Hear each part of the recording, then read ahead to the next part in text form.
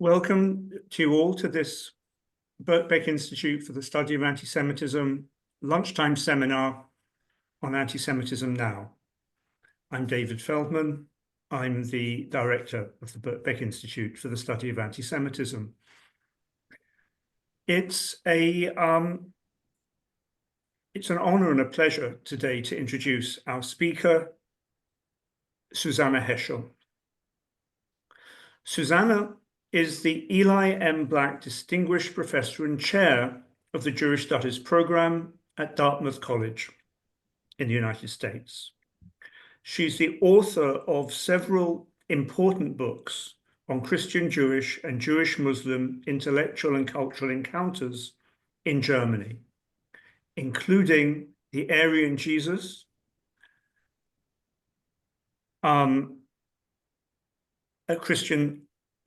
Christian Theologians and the Bible in Nazi Germany, and which appeared in 2010, and in 2018 a book in German on Jewish scholarship on Islam. She has a book forthcoming, co-written with Sarah Imhoff on the woman question in Jewish studies.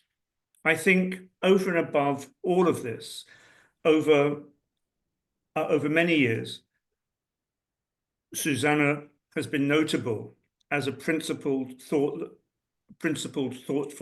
and fearless scholar in Jewish studies. And I'm very pleased we have her speaking today on anti-Semitism, sexuality, and sadism. Susanna. Thank you very much, David. It's a pleasure to be with everyone, although this topic is not pleasurable, of course. And what I want to discuss with you today are methodological questions about how we as scholars of anti-Semitism might consider some additional elements that I feel have been neglected in the historical scholarship on anti-Semitism. I would say that some of my response and some of the discussion that I'm going to present today is in response to what happened after October 7th in the United States and around the world. Even just a day after October 7th, colleagues, people that I know, academics, expressed or used the word exhilarated to describe how they felt about the Hamas terror attacks the day before. And I was very struck by the use of that term, exhilarated. And that made me consider something that I had been thinking about for a while, which is the sadistic nature of the anti-Semitism that comes up from time to time. That is, anti-Semitism isn't always sadistic, doesn't always have that quality, but it seems to me that it does at the present time, in part because it reflects to me also a sadistic nature to American political culture in the past few years. There are questions we can ask about what stimulates a sadistic turn in anti-Semitism. We can distinguish what I call a sadistic anti-Semitism from other aspects of anti-Semitism, the kinds of everyday comments that have been made regarding Jews or Israel or Judaism. But what I'd like to focus on right now are simply sets of questions that I think scholars of anti-Semitism might take into consideration. And I would just add that my approach to this is influenced by the scholarship in the United States on anti-Black racism, in particular, the historical scholarship on Black enslavement in antebellum America.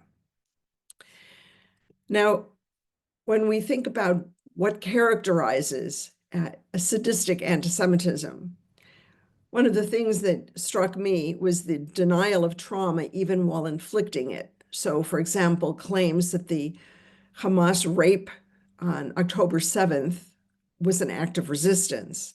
That is, to deny a reality, to deny testimony of victims, or for feminists to disbelieve what women have experienced has a sadistic quality as it is broadcast to an international forum.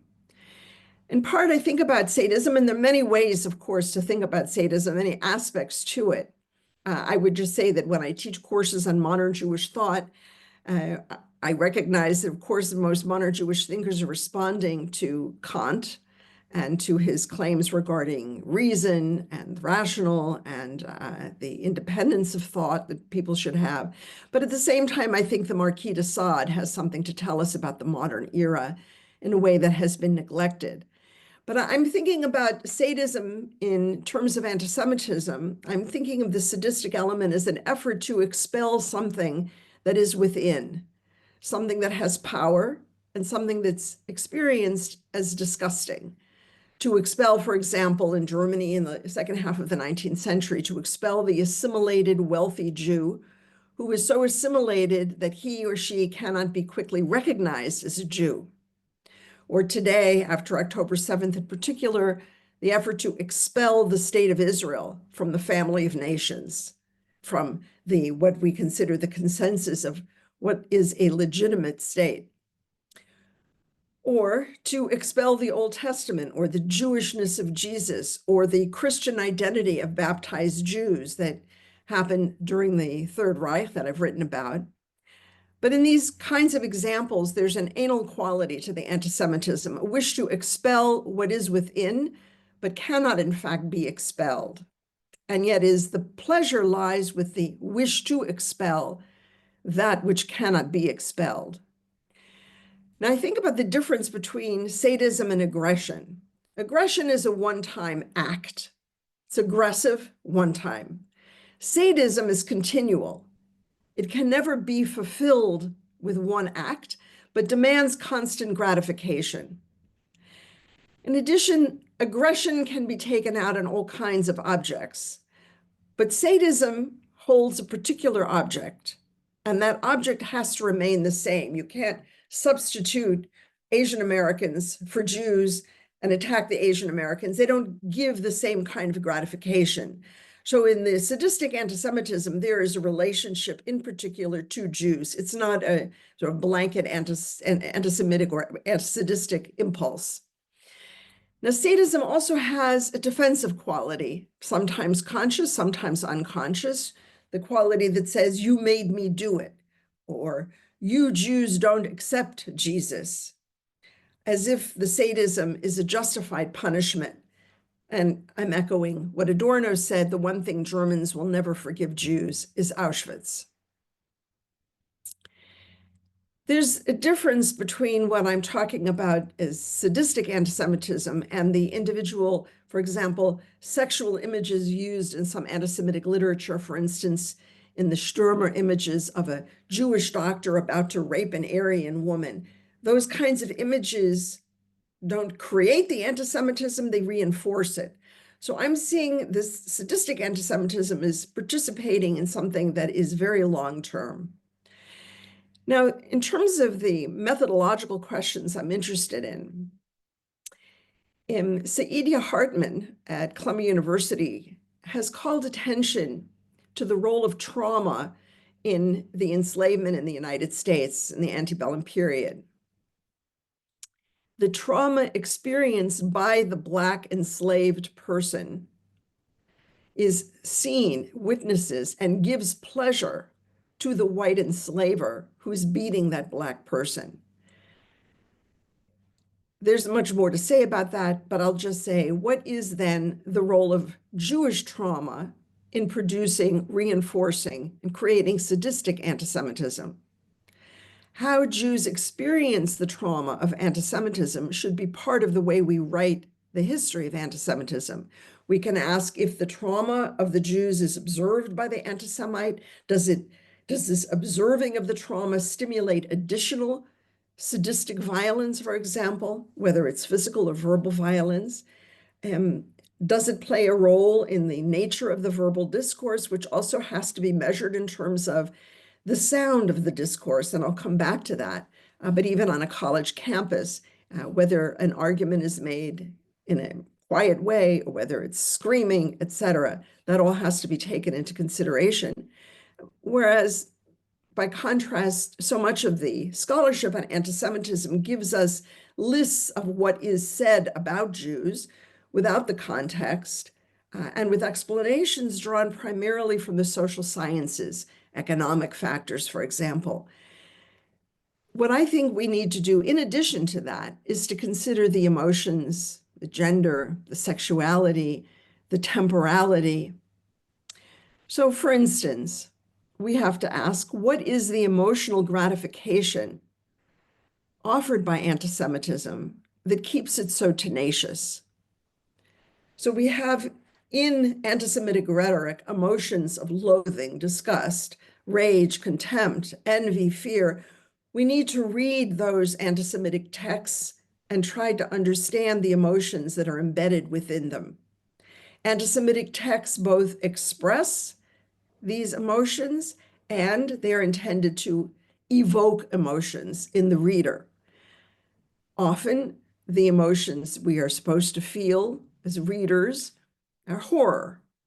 And horror is a particular issue here in anti-Semitic texts and in anti-Semitic figurations of Jews. I think, for example, about the nature of horror. What does horror do for us? Why are we drawn to read horrific texts or watch movies that are about horror? And this brings me to one of the unique aspects of anti-Semitism, which is its relationship to Christian theology.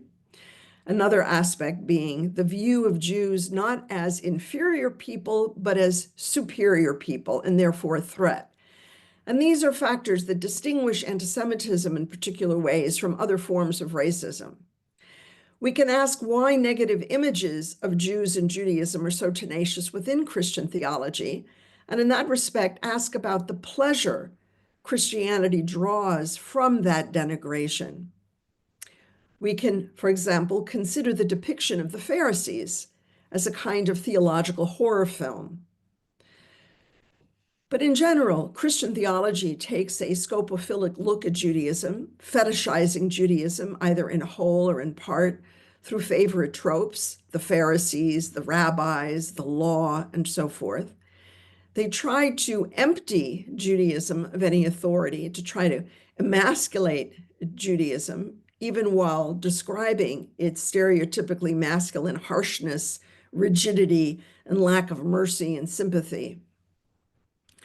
We can ask what this does for the Christian reader.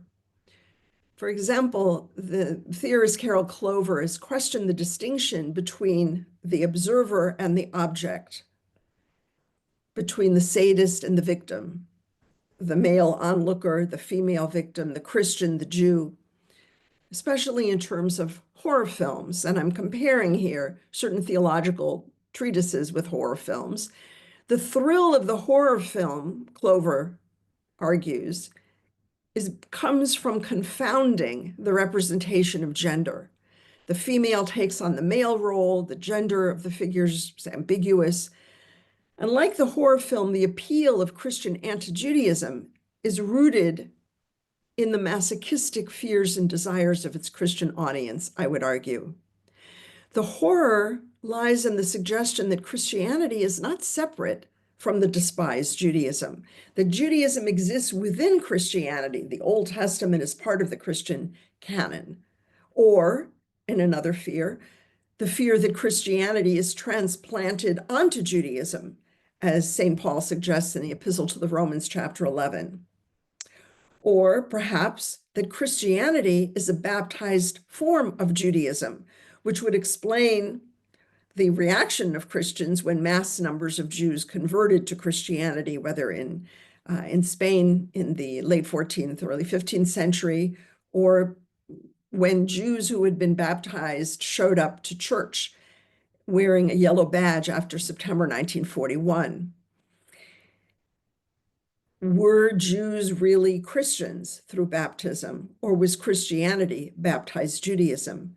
It's the ambiguity, the uncertainty, the lack of clarity that arouses this sadistic reaction, or in this case, a masochistic reaction. These two religions, like gender in the horror films, become blurred. And the incessant reenactment of the horror is a kind of fort da, in Freud's terms, theological exercise that repeats the anxiety in an effort to either conquer it or simply enjoy the masochistic pleasure it brings. So the appeal of Christian anti-Judaism is rooted in the masochistic fears and desires of its Christian audience, giving rise to a desire to conquer the masochism through a sadistic counter-response. But here we come to some other questions that I want to raise in my talk. One of them is the question of temporality. In reading queer theory, we read about different understandings of time.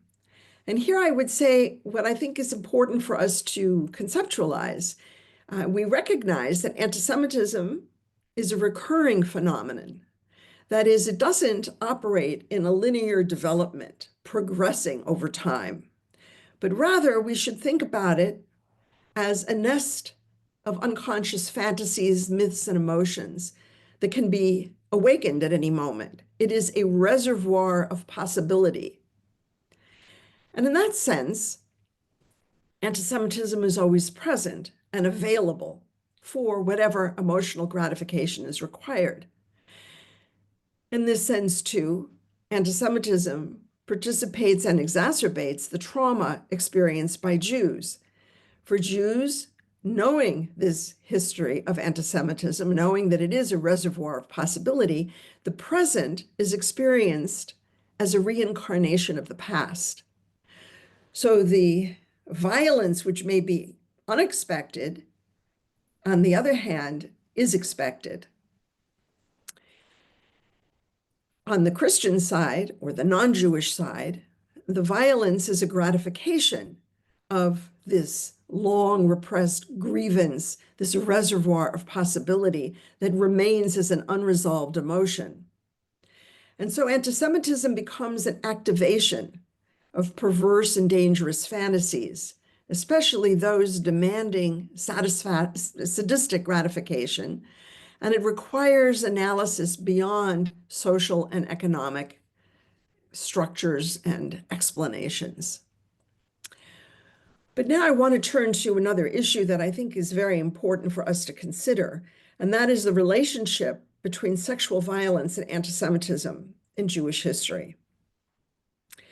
I want us to think about rape and its role in anti-Semitic violence, in pogroms, for example, including October 7th, but also the pogroms and physical violence that, of course, have occurred through the course of Jewish history, and consider what configurations are unique in this relationship of antisemitism and sexual violence. For one thing, I want us to think about intimacy.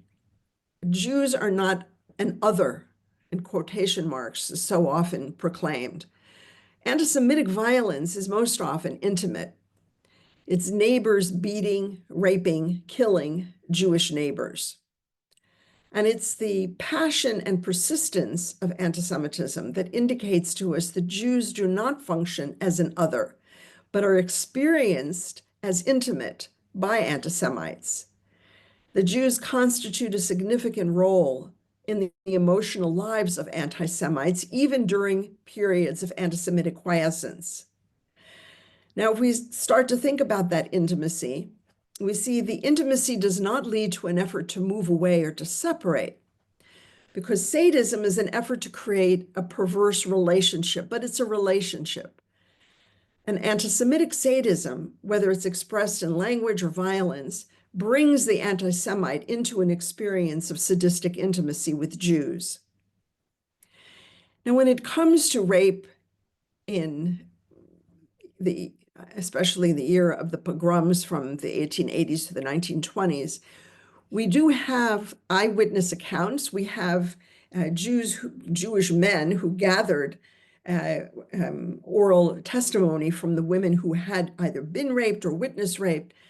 And we know, of course, that rape produces shame, and shame is a very powerful emotion, and we can talk about that. But what I want to emphasize is how difficult it is to analyze, because the evidence from the 1880s through the 1920s was suppressed both by eyewitnesses and by historians.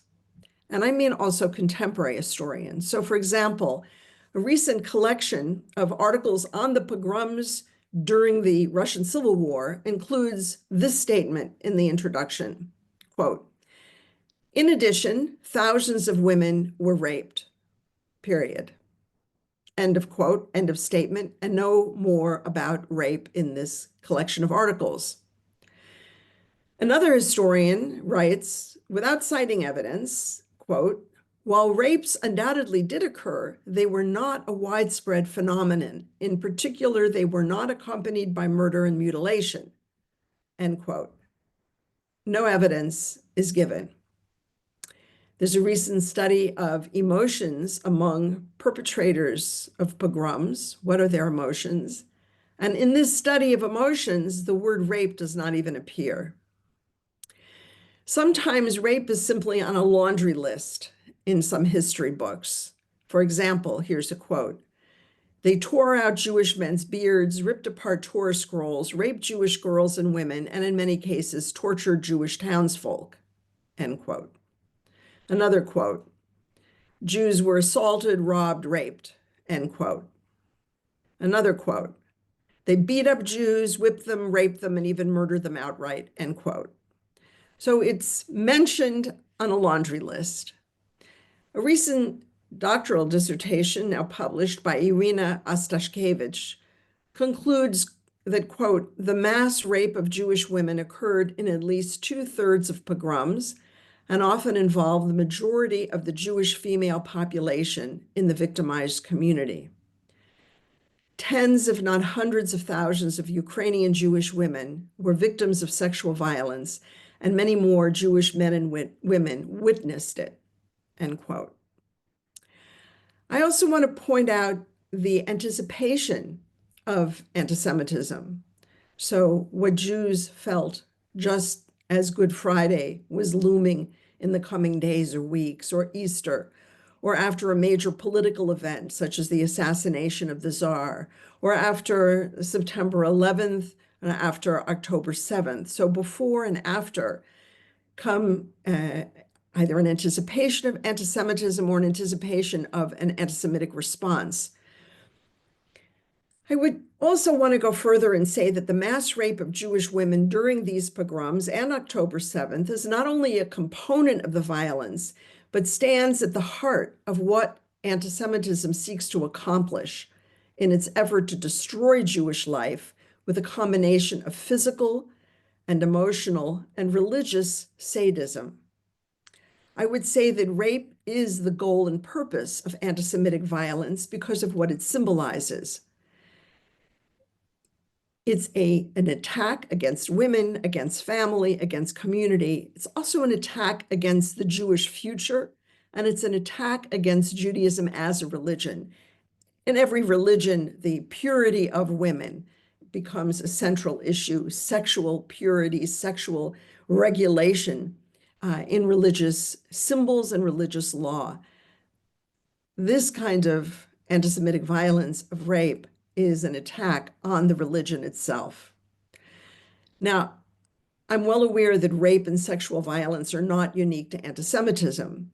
In each case where rape and sexual violence occur in a racist context or in a context of ethnic violence and so on, in each case, the configuration of the racism and eroticism is different. So I'm just questioning now how we might explore the sexual and erotic nature of anti-Semitism. So in light of the mass rape that occurred on October 7th, I'm particularly struck that two of the most important feminist theorists of our generation, Judith Butler and Nancy Fraser, among others, would rather eviscerate feminist theory than admit that Hamas raped. And I'm struck by that because since the foundation of feminist theory is you believe the women and you believe that it doesn't matter how short her skirt was, rape is a crime, period. And the reports of a few months ago that a 12-year-old girl in France, Jewish girl, was raped by 3 boys around her age who raped her and screamed anti-Semitic slogans at her, and video recorded the rape, which they posted on social media. That this represents a chilling example of an imitation of the Hamas attacks. And it's an imitation of the Hamas attacks that I also find very troubling in other aspects of the anti-Semitic verbiage that has been spilling out internationally in the last year. But I want to mention another factor here before I end my talk, and that is there are other elements of physical and verbal anti-Semitic violence, other elements of the sadism and the sadistic infliction. And that, for example, includes the sensory impacts of a pogrom. So I ask, for example, in the pogroms in Eastern Europe, for instance, or October 7th, what is captured by the bodily sensorium? What is seen, heard, tasted, and smelled also has an impact on us, on our feelings, our sensibilities, on our habits, on our way of thinking, on our sense of self. Numerous Jewish testimonies, diaries, and memoirs describe a chaotic horror created by the violence of pogroms, and the same, of course, for October 7th. So let's consider, for example, sound. What does a pogrom sound like? Both attackers and Jewish victims heard people screaming, property shattered, glass broken, cries of fear, horror, pain, death. We can ask, were these sounds sadistically gratifying to the attackers? We should also ask for Jews listening to the sounds of friends, family, and neighbors being beaten, tortured, raped, and murdered, and of property smashed and set on fire. Makes a pogrom a horrific emotional experience of oral as well as physical violence. And we have to remember that such sounds are never forgotten, nor are the other sensory experiences, the smell of blood, the sight of destruction, the taste of death, the taste in one's mouth. Now, I finally want to say, when we think about violence, about genocide, about anti-Semitic violence, we have to emphasize the role of intimacy. We know also that there are differences. Even within the Shoah, there's a difference between the murder of Jews at Yad and the murder of Jews at Treblinka. The intimacy that I'm trying to emphasize here, the intimacy comes about not only of the antisemites living side by side with Jews, but also Jews existing within the mythic self-understanding of Christianity. So Judaism is already part of the Christian body, as I mentioned earlier, and this fear that's aroused is whether Christianity is a transplant grafted onto the Jewish body. But there's another element too, which is the instability of identity that makes the relationship unique and frightening. So for instance, in The Merchant of Venice, Shylock's servant, Launcelot, says, "I am a Jew if I serve the Jew any longer." Or Antonio says of Shylock, "The Hebrew will turn Christian, he grows kind." This slippage that a Christian might become a Jew, the Jew might become a Christian. We see it in Act 4 of the play, when Portia comes in speaking about mercy falling like dew from the heavens, and yet turns into a quote-unquote Jew in her prosecution of Shylock, which shows no mercy, but which actually takes on a legalistic, that is, Jewish turn. Or we might think of John Donne's holy sonnet number 11, "Spit in my face, you Jews," in which the Jew is the sinner. And in sinning, a Christian becomes the despised Jew, deserving punishment. I would just say finally that this relationship between Judaism and Christianity, by definition, makes anti-Semitism different from other forms of racism. It is a form of racism, and it is unique in this respect. And part of the uniqueness of it comes through what I would like to suggest in a kind of Lacanian interpretation here, that there is a Christian wish to be the object of desire by Jews, a Christian sense of lack, the lack being that Jews did not accept Jesus as their Messiah that he claimed to be. But this Christian wish to be the object of desire by Jews, this lack within Christianity, can never be satisfied because, as Lacan points out, once a lack is overcome, you have death. Life cannot exist without lack. So in the conversion of Jews to Christianity, or the fulfillment of this Christian wish, comes death. It comes an end of Judaism through the conversion, but it's also a death of Christianity by the destruction of the lack. And then we have to ask, what does it mean for Jews to be an object of this Christian wish, and wish to be an object of desire by Jews? Finally, my last 2 points quickly. I want to just say a word about anti-Semitic internet sites. We tend to think of them as objective. It exists in some other kind of realm in the internet, a kind of outer space. We know that anti-Semitic internet sites, even when we don't ever look at them, bring a disquieting fear, a fear of something looming, a kind of miasma that we're not really sure we can control, because in fact we can't. These anti-Semitic internet sites, as we know, also stimulate physical violence. The man who shot the Tree of Life Synagogue in Pittsburgh was inspired by internet sites. But there's another element to the fear, a fear that people are turning into monsters on these internets, that they're untethered from society, that anti-Semites have become, in a sense, post-human creatures, simply existing in an anonymous way on an internet. People without a place in society who are yet able to bring enormous harm.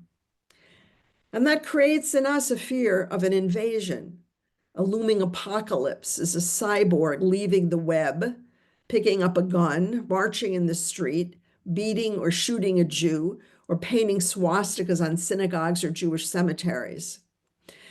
And in some sense, then, the internet intimidates. It's like a threatening horror looming in the distance. And this vulgarity of anti-Semitism on the internet functions as an attack not only against Jews, but also, of course, against civility, against government rule, against the legitimacy of traditional institutions that constitute society. So it's not only an attack on Jews, it is in some sense a revolution seeking to undo the multifaceted social contract. But in that sense, the emotions that we may feel in response to this anti-Semitic internet sites, in some sense, has those sites function the way anti-Semites view Jews. And that irony is something that we also might explore. But the last thing I want to say has to do with scholars. David Feldman, who's organized our discussion today, is a renowned scholar of anti-Semitism. I just wonder, for the community of those of us who work in this field, how we are affected emotionally by studying this material. What does it do to us? I wrote a book on the Nazi period, and it made me very angry and upset, and I decided that's it with that period. I can't do it anymore. And I wonder, what does it do to us, those of us who are scholars in this field, that we handle this material, that we read it, that we take it in, that we analyze it, we think about it? What are finally the emotions of the scholar? And how are we affected by the sadistic nature of the material that we study. Thank you very much, and I look forward to your questions. Thank you very much, Susanna, for a talk which is challenging in multiple ways, not least in the with your last question. But so I welcome questions and comments from everyone here. Please do raise your virtual hand. I will start off though. First of all, I want to thank you for addressing the emotional and visceral content of anti-Semitism, which many scholars of anti-Semitism shy away from. And by many scholars of anti-Semitism, of course, I mean myself. So I'm especially grateful for that. I want to ask you, though, about something which I think, but you perhaps didn't quite say, connects the different phases of your talk in ways which I think for scholarship are potentially very important and radical, which is to say that for the last 4 decades, perhaps, or longer, the study of anti-Semitism has been undertaken in the shadow of the concept of the other, and what perhaps unites what you have had to say about texts, about everyday discrimination, and about race is an emphasis on intimacy, and I think that's not least of the radical and thought-provoking things that you've had to say. So I just throw that back at you with an invitation to say more about what might connect those different components of what you have to say. Yes, well, yeah, I'm well aware that the notion of the other has been very popular, and I just find it problematic for many reasons. I think we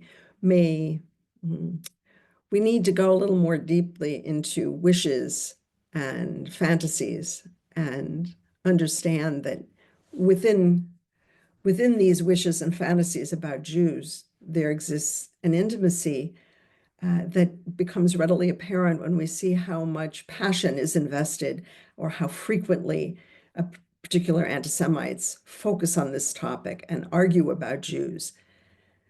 So yes, I think if we start considering the intimacy, we might understand it on a deeper level.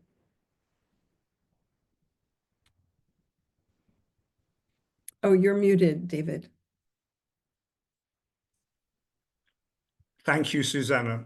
So Miri has her hand up. Let's take a couple of questions or comments at once. First of all, Miri, and after Miri, Brian. Hi, thank you so much, Susanna. It's lovely to see you again, even on a screen. It's been a while. Just on your very last point, just to say that, interestingly, one of my PhD students who just completed, she belongs to a group of young emergent historians. She works on rape and in the Middle Ages, and she's amazing. But they have a group. There is a group that they call something like, I don't remember the exact name, but it's something like working on horrible materials or something like that, and they meet and they discuss. And I obviously haven't been to the meetings. It's a sort of closed group, but so clearly this sense of what it does to us, it's just a little glimmer that it is out there, but probably not as visible or as audible as it ought to be. But what I wanted to ask was, I mean, first of all, I sort of so recognize a lot of what you're saying, this extraordinary intimacy. I work on the Middle Ages, and it's very, very familiar in a good way. I mean, you've made it sound even more interesting than I ever thought it was. And you've emphasized this issue of the desire to expel, and yet the need to have close by. I wanted to ask, and a lot of what you said, of course, is based not only on the Christian-Jewish relationship, which of course you've studied, but also on scholars who come, let's say, from the Western European American sort of formation. So what I'm asking is, on our streets here in Britain, as well as to some extent on the campuses in the United States, a lot of the leaders, movers, motivators, and the language associated does come from Islamic culture. I'm not saying it's an Islamic tradition, but it comes from a language that's developed throughout the 20th century and the 21st, actually in Muslim countries. Now, of course, I know about the complex relationship throughout the 20th century with Nazism and so on. And one might say it somehow is just yet another form of Western colonialism. But I would like to press and ask, how does this relationship of necessary intimacy, of replacement and supersession, all these relationships that characterize the Jewish-Christian drama, I mean, do we need to have other terms to think about this particular rageful and, as you say, sadistic turn that has also other elements that come from elsewhere? Do you want to answer that before we turn to it? All right. Well, thank you, Miri. You've raised several interesting points here. And I'll just say quickly, first of all, recently had a conversation with the left-wing British political scientist, and I found his tone and the nature of his argument highly imperialist. So I would say, first of all, there is a British imperialism that is manifested on the left these days that they don't recognize, they would completely deny, but I see it quite clearly and strongly. And that's one thing I would say. But turning to the next aspect of your point regarding the expressions that come from Muslims, do they stem from Islamic culture, and in what respect? Well, I'm happy to talk about that, but we don't have much time right now. So let me just say that when we think about this, I would think, first of all, about the end of the caliphate, the end of the Ottoman Empire and the end of the caliphate in 1924, and how Muslims then turned to the Mongol invasion of the Abbasids, just as Jews think about the destruction of the Second Temple in terms of the Babylonian destruction of the First Temple. The first, what Dylan Thomas said in the last line of that poem, after the first death, there is no other. So one thinks back to that massive trauma from earlier and sees the repetition. And in that sense, I think that's an ongoing issue within Islamic culture right now, the end of the caliphate, that destruction of Ottoman imperialism. But there's another element too about the Jewish role here, which is that I teach a class about this together with a colleague. We have a class on the Nakhta and the Haskalah, the Nakhta being the Arab Renaissance, sort of Arab counterpart to the Haskalah. And the point is to show that there were, of course, Arab Jews participating in that Arab Renaissance, and yet that's been lost. And the Nakhta itself has been eviscerated, just as the Haskalah has been eviscerated from Jewish politics, certainly in Israel.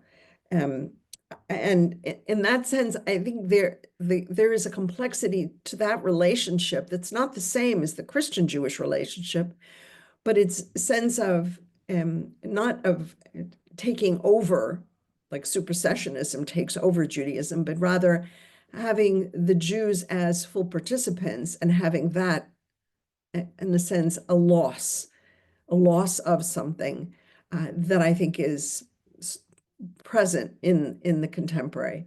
But there's much more to say about it. I'll stop there. Thank you so much. Thank you. Thank you, Susanna. Brian, do you want to go now? Yes. Lovely to see you, Susanna. Brian Chayat? Yes. Hi, Brian. Just wait. I'm ashamed of you seeing me, but I'll put the video on. Okay. Oh, it's not letting me. Just wait. I don't know if you can see me or not.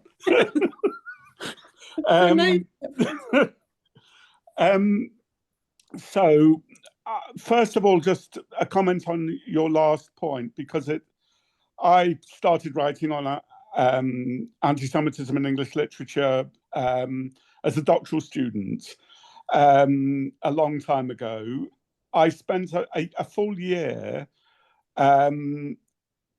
working through how angry I felt and stopping myself feeling angry so that I could then write the PhD and subsequently the books and various other material. So what you say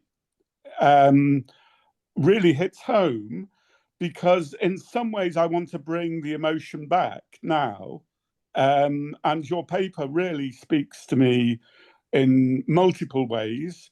It could be applied almost to T.S. Eliot. He was a Unitarian, the closest form of, as you know, I don't need to say, Christianity to Judaism. He regarded his grandfather as handing down, like Moses, handing down the books of law to him in terms of the kind of Bostonian philanthropy.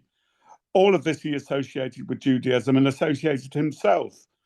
So there was a tremendous intimacy there with Eliot and Judaism. And he was a banker, he was a financier, he was an alien, he was a cosmopolitan.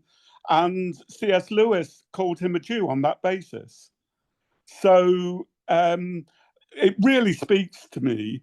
So that's my comment. But my question is, the whole experiential side of things, which I couldn't agree more, we need to bring back in. But does that mean that every single individual, do we individualize this so that every single individual experience of anti-Semitism now counts? In other words, we distrust experts, we distrust scholars, and we accept the individualizing of this experience. So I just wanted you to comment on the tension there. Well, that's a great question and an important one. And the issue here would be, of course, that we do universalize the individual experience when we write histories of men without including women, for example.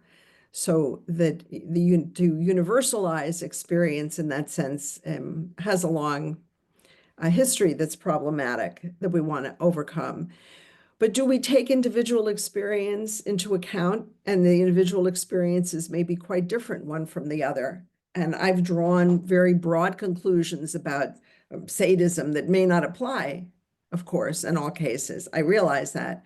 But in some sense, this is what we do, what you do when you read a text, Brian. You read a literary text and you interact with it and you draw out elements that seem to give us an opening to a deeper understanding of what it is to be a human being. So I'm interested in the phenomenon of sadism, which has different ways. There are different ways to analyze sadism, and asking whether we might think about how these understandings of sadism illuminate the tenacity of anti-Semitism. So yes, I'm drawing broad conclusions, but in a hope not to provide a diagnosis the way a physician does, but perhaps to give us a deeper insight into the human condition. Thank you so much. Thank you. And it's a conversation we'll need to continue. And I'm looking forward to that. Thank you. Thank you, Brian. Simon Stain, you've been waiting very patiently. I hope you're still there, Simon.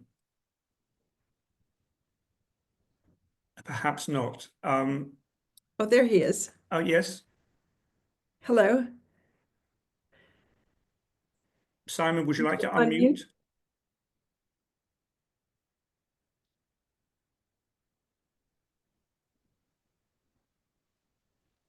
Simon? Do you want to ask your question? We can't hear you. While you struggle with your mic, maybe Stephen Frush, you can ask a question or make a comment. Okay, thanks. Can you hear me all right, David? Yes, absolutely. Nice to meet you. I know who you are and your work. Thank you, and vice versa, and thank you very much for a really stimulating talk. And actually, I wanted to just ask in a way about the connections there might be between these different strands of work, because in the emphasis that you placed on the kind of affective side of anti-Semitism, I heard, I suppose, a genealogy of psychoanalytic accounts, and you referenced it very briefly, I think, in one or two places. I think, for example, in the contemporary Lacanian accounts of racism generally and anti-Semitism through the notion of enjoyment, question of what it is that thrills somebody, but even going quite far back to Adorno after the war, Otto Fenischel's work account also of how the unconscious might parallel the Jew in the mind of the anti-Semite. Some of these are very, very, I think we would now agree they're very clumsy, but the focus that's going on there on some way in which the anti-Semitism, which you can understand as a social phenomenon, actually enters into the soul of the anti-Semite and becomes a way in which they stay alive. It seems to me you're quite consistently moving across both your analysis and the more kind of traditional psychoanalytic one. So I'm just interested in whether what you think of that, whether you intentionally draw on this history of psychoanalytic thought on anti-Semitism, and if you can do it very briefly, what you think its limitations and strengths could be. Well, thank you. And yes, I think that some classic psychoanalytic theory is very helpful and should be more frequently brought into these discussions of anti-Semitism, but also discussions of theology, of modern Jewish experience, of assimilation, and so forth. So I do find it very helpful. In the translations of Freud into Arabic, the word that was used for the psyche was nafs, was soul. And I think that's very helpful. There's a new book I haven't yet read. It just come out by Naomi Seidman about translation of Freud into Yiddish. Brilliant. I have read it. It's a brilliant book. I'm sure it is. Book on translations into Yiddish and Hebrew. Yeah. Yeah. But I think in considering anti-Semitism, as I said before, too much emphasis has been placed on social and economic factors. Some of the microhistorical studies have just proven some of that. I think of the book edited by Christard Hoffmann, Exclusionary Violence, when outbreaks of anti-Semitic violence occurred in Germany without any connection to financial decline or famine or crops being ruined or something like that. And in fact, occurred when Jews were given permission to use the main post office, sit in the elegant cafe, buy a home in a wealthy neighborhood, and so forth.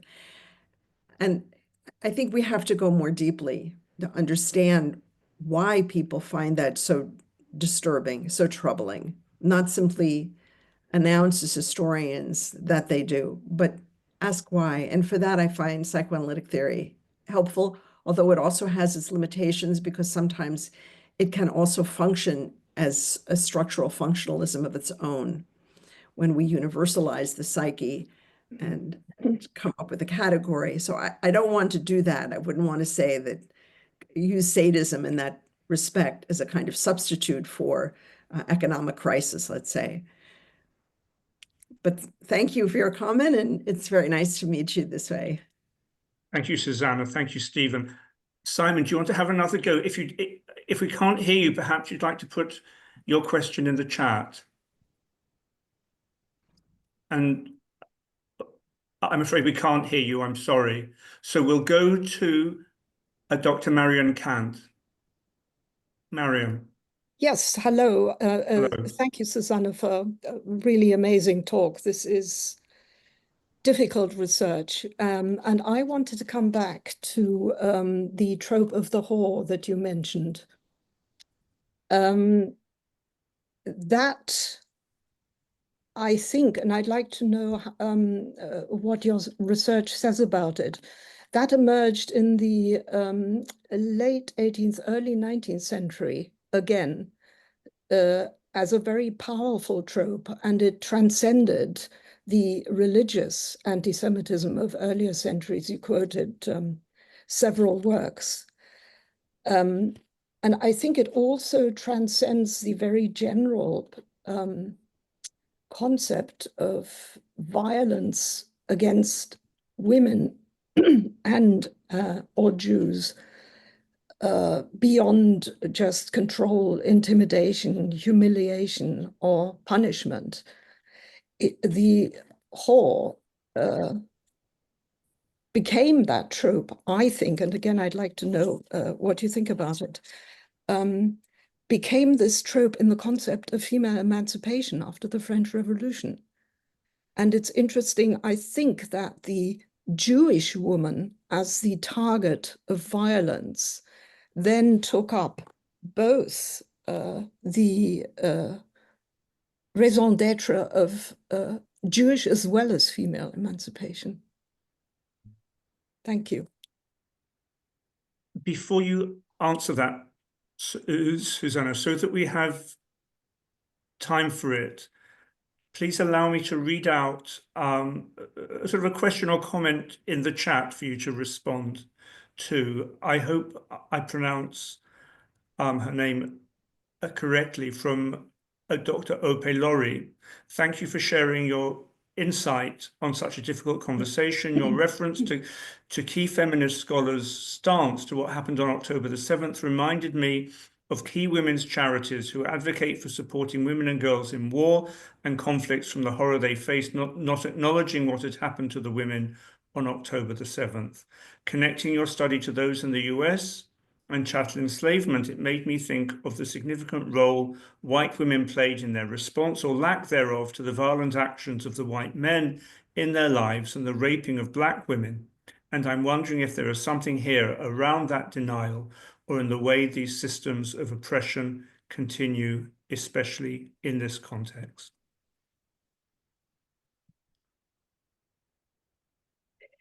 Yes, these two questions are linked in important ways. I would say, so first of all, Marion Kant, you're talking about the whore, W-H-O-R-E. I didn't actually address that in my talk, and I have a sense from your question that this is something that you've worked on far more than I have. And I would say simply that the problem is, in the 18th century, women continued to be the source of evil in certain religious theological approaches on the one hand, and on the other hand, there's also the emergence of the woman as a kind of Jesus figure, as the figure of moral certainty and bestowing a moral quality to a society. One finds it, for example, in Goethe's Sorrows of Young Werther. He's in love with a woman who is perfection, moral perfection, and is found in other texts as well. And sometimes Jewish women also embody it, but it's more, I would say, the contradiction or the coexistence of the two tropes together. The woman as the figure of morality, and the woman as whore, that come into clash. And when such a thing happens, there's usually particular anxiety that's aroused. How can the two coexist? And these two opposites. On the question of that was asked in the chat by Ope Laurie, I would say that's a very important issue that comes up more and more. I'm thinking now of a book by Gudrun Schwarz. It's in German, Eine Frau an seiner Seite, which is about the wives of commandants at death camps. And it was in that excellent, brilliant film by Jonathan Glazer that won an Oscar recently. That I just thought was extraordinary. So what what is the role of the wife? But I would also turn it around and ask, do women function, as in the case of the wife of an SS officer or the wife of Rudolf Hess, to bring a sense of forgiveness or moral authority or normality, let's say, when he comes home at the end of the day of killing Jews to a table of a nice dinner and the children and so forth. So do women function like that, as bestowing moral acceptance? And what would happen if it were reversed? So what happened, for example, with the women guards at Ravensbrück? Did their husbands or boyfriends, who weren't always living with them there, but visiting, also provide that kind of moral reassurance to women? Do men do that? And if so, how do we have the language for that? So for instance, when we talk about Christopher Browning's Einsatzgruppen, ordinary men, the women came to view and the men showed how macho they were. The men egged each other on to demonstrate just how macho they were by killing, by being violent.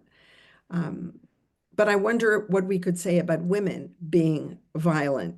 Women guards at Ravensbrück who had a whip and a dog and a club and so forth, who were also engaged in violence. Would we say that women demonstrate how feminine they are through acts of violence? We don't really have an equivalent for the word macho. And the term masculine, feminine is so laden and so overdetermined that we can't really think or conceptualize what it would mean for women's violence to be a demonstration or affirmation of women's gender. And that's a problem with our hermeneutics and the way we've distorted our ability to think and analyze with our language. Well, thank you, Susanna, and thank you, everyone who has come this lunchtime. I'd like to thank you all not only for turning up, but especially those of you who have contributed to this conversation. But above all, I would like to extend thanks from me and everyone to Susanna for an hour which has been equally erudite and challenging and simply brilliant. Thank you so much, Susanna. Thank you very much. Thanks for having me. And it's so nice to see so many friends. I wish you all a good day.